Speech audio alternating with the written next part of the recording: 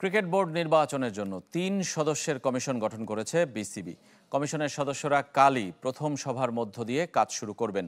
দ্রুত ঘোষণা করবেন নির্বাচনের দিনক্ষণ। বসুন্ধরা ডায়াপেন্ট এখন আরো উন্নত। এই hot air through top sheet দ্রুত শোষণ করে সোনামণিকে দেয় কোমল অনুভূতি।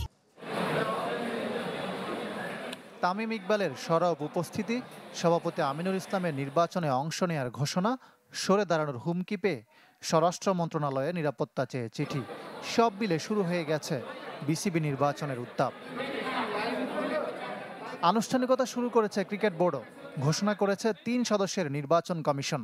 প্রধান হিসাবে দায়িত্ব পালন করবেন সুপ্রিম কোর্টের সিনিয়র আইনজীবী অ্যাডভোকেট মোহাম্মদ হোসাইন।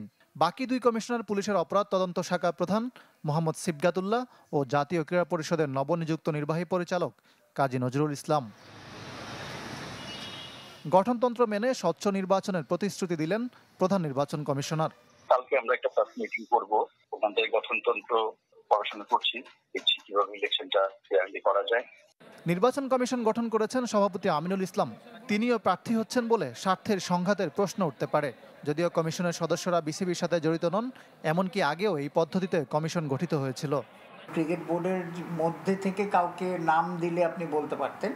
আর দ্বিতীয় কথাটা, এটা সবসময় প্রেসিডেন্টেরই, আপনি যদি লাস্ট 3-4টা ইলেকশন দেখেন, প্রেসিডেন্টই কিন্তু দায়িত্ব দেওয়া হতো। অক্টোবরের প্রথম সপ্তাহে নির্বাচন হওয়ার কথা রয়েছে। দিনক্ষণ ঘোষণা করবে নির্বাচন কমিশন। ইকরাম হোসাইন, চ্যানেল 24, ঢাকা।